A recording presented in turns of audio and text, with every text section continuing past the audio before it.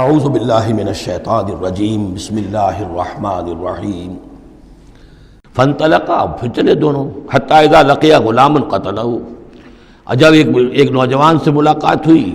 اس نے قتل کر دیا اس کو، حضرت خضر نے۔ قالا قتلت نفسا زکیۃ بغیر نفس، حضرت موسیٰ علیہ السلام پھر بولے یہ کیا کیا آپ نے؟ ایک بے گناہ جان کو آپ نے قتل کر دیا اس کے بغیر کہ اس نے کسی کا خون بہایا ہو۔ لقد جئت شیئا نکرا، یہ تو آپ نے بہت ہی نامعقول حرکت کی ہے۔ قال علم انک لن تستطیع معی صبرا، اب انہوں نے بھی ذرا ڈانٹ کے انداز میں کہا علم اقل لک، کیا میں نے نہیں کہا تھا تم سے کہ تم میرے ساتھ صبر نہیں کر سکو گے؟ قال ان سألتک عن شیء بعدها فلا تصاحبنی، حضرت موسیٰ نے عرض کیا کہ اچھا ٹھیک ہے، اب اگر تیسری مرتبہ مجھ سے غلطی ہو جائے، دوسری مرتبہ اور مجھے معافی دے دیں، اگر اب میں اس کے بعد کوئی آپ سے سوال کروں تو پھر ٹھیک ہے، آپ مجھے اپنے ساتھ نہ رکھیے گا، فلا تصاحبنی، پھر یہ کہ میں اپنا راستہ لے لوں گا۔ قد بلغت من لدنی عذرا، میری جانب سے آپ نے جو ہے حجت قائم کر دی ہے، اور آپ عذر جو ہے اب آپ کر سکتے ہیں کہ آپ میرے ساتھ مجھے اپنے ساتھ نہ رکھیں، یعنی خطا میری ہے۔ فانطلقا، پھر چلے، حتی اذا اتیا اہل قریۃ استطعما اہلھا، اور جب یہاں تک کہ وہ پہنچے ایک بستی والوں کے پاس، وہاں انہوں نے ان سے چاہا کہ وہ انہیں کھانا کھلائیں، مسافر جیسے ہوتے ہیں کہ بھائی ہم لوگ آئے ہیں، مسافر ہیں، آپ کی بستی میں آئے ہیں تو ہمیں کھانا کھلائیے۔ فابوا ان یضیفوہما، تو وہاں کی بستی والوں نے، وہ ایسے کچھ کٹھور اور شقی لوگ تھے، انکار کر دیا ان کی ضیافت سے، انہیں کچھ کھانے کو نہیں دیا۔ فوجدا فیہا جدارا، وہاں انہوں نے دیکھا ایک دیوار، یرید ان ینقضہ، کہ بالکل گرنے کو ہے، ٹوٹنے کو ہے، گرنے کو ہے۔ فاقامہ، تو وہ حضرت خضر نے اس کو سیدھا کر دیا، بنا دیا اور سیدھا کر دیا، مضبوط کر دیا۔ قال لو شئت لاتخذت علیہ اجرا، تو حضرت موسیٰ نے پھر کہا کہ اگر آپ چاہتے، یہ اتنے ناہنجار لوگ، انہوں نے مسافروں کو کھانا تک نہیں دیا اور آپ نے بغیر مزدوری لیے ہوئے ان کا کام کر دیا، ان کی یہ دیوار سیدھی کر دی۔ لو شئت لاتخذت علیہ اجرا، آپ اس پر اجرت طلب کرتے ہیں ان سے،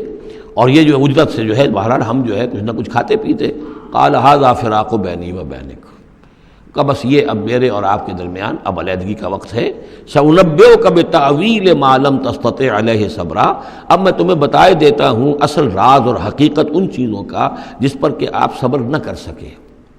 اما السفینہ، جہاں تک اس کشتی کا معاملہ ہے، فکانت لمساکین یعملون فی البحر،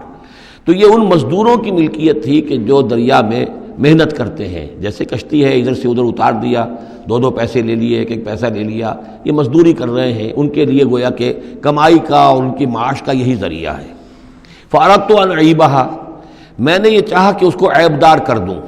وکان وراءہم ملک یاخذ کل سفینۃ غصبا، جبکہ آگے جو ہے ایک بادشاہ تھا، حاکم تھا، جو ہر کشتی کو کہ جو ثابت و سالم ہے اسے وہ غصب کر رہا ہے، اس کو جو ہے کنفسکیٹ کر رہا ہے، جیسے آج کل بھی ہوتا ہے ہمارے ہاں، وہ ویگنز جو ہیں وہ پولیس والے روک لیتے ہیں، تو اسی طریقے سے وہ جو ہے قبضہ کر رہا ہے ان پر۔ یاخذ کل سفینۃ غصبا، اب وہ دیکھے گا کہ یہ تو ٹوٹی ہوئی کشتی چھوڑ دے گا، تو کشتی میں ایک تختہ لگا لینا تو آسان کام ہے، پوری تختی جا رہی تھی تو میں نے ایک تختہ جو ان کا جو ہے توڑ دیا ہے، تاکہ اسے ناقص سمجھ کر وہ بادشاہ جو ہے اسے ریجیکٹ کر دے اور اس کشتی کو نہ لے، تو ان مزدوروں کی پوری کشتی بچ جائے۔ ایک تختہ توڑنے سے تختی بچتی ہے، اور یہ سالم رہتی تختی تو پوری کشتی جا رہی تھی۔ تو میں نے ان کی خیر کے لیے کیا ہے، جس کو تم نے یہ سمجھا کہ شاید میں لوگوں کو ہلاک کرنے کے لیے میں نے یہ قدم اٹھایا ہے۔ وَأَمَّا الْغُلَامُ، اور جہاں تک اس لڑکے کا معاملہ ہے، نوجوان کا، فَكَانَ أَبَوَاهُ مُؤْمِنَيْنِ، اس کے والدین بڑے نیک اور صالح ہیں، والدین دونوں کے دونوں۔ فَخَشِينَا أَن يُرْهِقَهُمَا طُغْيَانًا وَكُفْرًا، اب ظاہر بات ہے کہ حضرت خضر کو معلوم ہوگا کہ اس کے جینز اچھے نہیں ہیں، بڑے شرارتی قسم کے جین اس کے اندر ہیں، اور یہ جب جوان ہوگا تو یہ آوارہ ہو کر اٹھے گا اور بہت سخت ہوگا اور اپنے والدین کے لیے سوہان روح بن جائے گا۔ یرہقہما طغیانا و کفرا، ناشکری اور زبردستی کر کے ان کو عاجز کرے گا، ستائے گا۔ فاردنا یبدلہما ربہما خیرا منہ زکاۃ واقرب رحما، تو ہم نے یہ چاہا کہ ان کا رب ان کے لیے بدل دے، اس سے بہتر اولاد اسے دے، بیٹا دے دے کہ جو اس کے لیے پاکیزگی میں بھی اور شفقت اور رحمت میں بھی اس سے بہتر ہو، جو ان کے لیے بڑھاپے میں سہارا بن سکے۔ تو ہم نے صرف یہ کیا ہے کہ یہ بچہ جو ہے وہ یہ ساری چیزیں جو اللہ کے حکم سے میں کر رہا ہوں، یہ گویا کہ تکوینی امور ہیں جو ہو رہے ہیں، یہ تشریعی امور نہیں ہے، تم شریعت کے حوالے سے دیکھ رہے ہو اور میں یہ تکوینی معاملات کر رہا ہوں اللہ کے حکم کے مطابق۔ اور یہ در حقیقت رحمت ہے، جس کو کہ لوگوں نے یہ سمجھا ہوگا جن کا بچہ جو والدین کا فوت ہو گیا تو ان کے اوپر تو پہاڑ ٹوٹ پڑا ہوگا غم کا، لیکن اصل میں اللہ تعالیٰ نے یہ ان کے خیر کے لیے کیا۔ وَأَمَّا الْجِدَارُ، اور جہاں تک اس دیوار کا معاملہ ہے، فَكَانَ لِغُلَامَيْنِ يَتِيمَيْنِ فِي الْمَدِينَةِ، تو یہ دو غلام لڑکوں کی دیوار ہے جو شہر میں رہتے ہیں۔ وَكَانَ تَحْتَهُ كَنْزٌ لَهُمَا، اور اس دیوار کی جڑ میں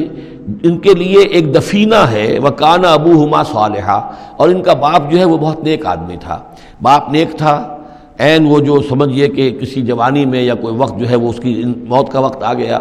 بچے چھوٹے چھوٹے تھے، اس نے کچھ اپنی پونجی جو ہے گھر کے اندر ایک دیوار کی جڑ کے اندر بنیاد کے اندر دفن کر دی، یہ بڑے ہو جائیں بچے یہ نکال لیں۔ اب چونکہ وہ نیک تھا لہذا اللہ تعالیٰ کی طرف سے اس کا اہتمام ہو رہا ہے۔ دیوار اگر اس وقت گر گئی ہوتی تو یہ خزانہ ظاہر ہو جاتا، اور ابھی وہ بچے جو ہیں وہ چھوٹے ہیں، تو لہذا یہ لوگ جو ہیں بستی والے کتنے ناہنجار ہیں جنہوں نے ہمیں کھانے کو نہیں دیا ہے، وہ کیا یتیموں کے اس مال کا لحاظ کریں گے؟ وہ سارا کا سارا اس مال کو قبضہ کر لیں گے۔ تو میں نے وہ دیوار بنا دی ہے۔ کان ابوہما صالحا، ان کا باپ بہت نیک آدمی تھا۔ فاراد ربک یبلغ اشدہما، تو آپ کے رب کا یہ فیصلہ ہوا کہ یہ دونوں بچے جو ہیں اپنی پوری جوانی کو، پختگی کو، بلوغت کو پہنچ جائیں۔ ویستخرجا کنزہما، اور پھر وہ اپنا خزانہ نکال لیں۔ رحمتا من ربک، یہ تینوں امور آپ کے رب کی رحمت کا منظر ہے۔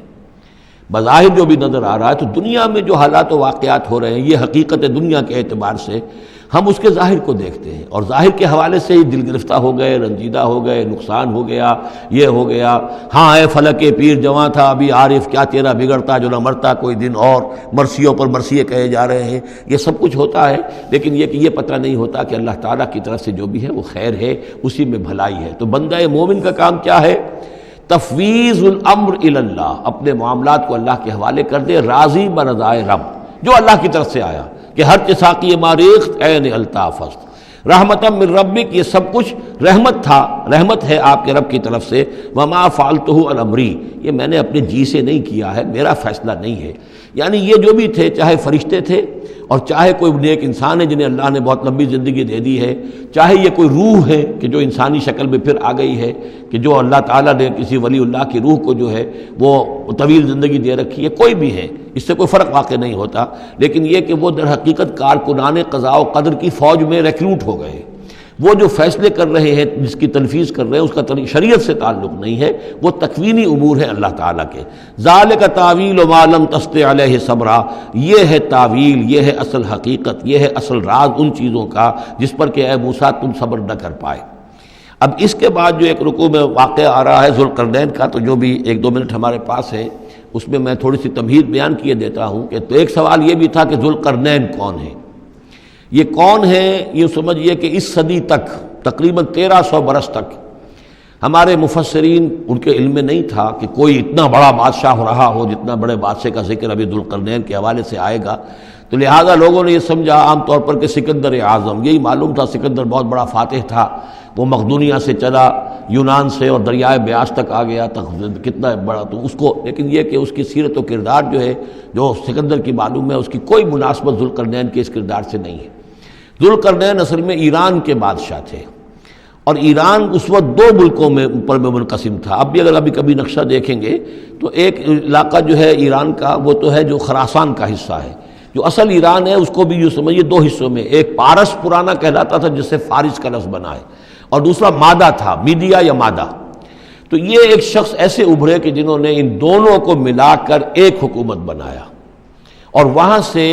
سلطنت ایران کا جو یوں سمجھیے کہ جو ان کا ایک سنہرا دور ہے، اور ان کی عظمت و سطوت جس کی کہ وہ بہت زیادہ جس پر فخر کرتے ہیں، اس لیے کہ ایرانی قوم بڑی نیشنلسٹ ہے، نسل پرست ہے، ان کے اندر اپنی تاریخ پر، اپنی روایات پر جو ہے وہ بہت ان کو فخر ہے۔ تو وہاں سے وہ دور شروع ہوا، اور انہوں نے پھر اس علامت میں کہ میں نے 2 ملکوں کو جوڑ کر ایک بنایا ہے، اپنے تاج کے اندر 2 سینگ لگا لیے تھے، اور وہ جو ہے ذوالقرنین یہ لقب ان کا ہو گیا تھا۔ اس کے حوالے سے سوال کیا گیا، اور اس کے بارے میں تفصیل جو اگلے رکوع میں آئے گی۔ صدق اللہ العظیم۔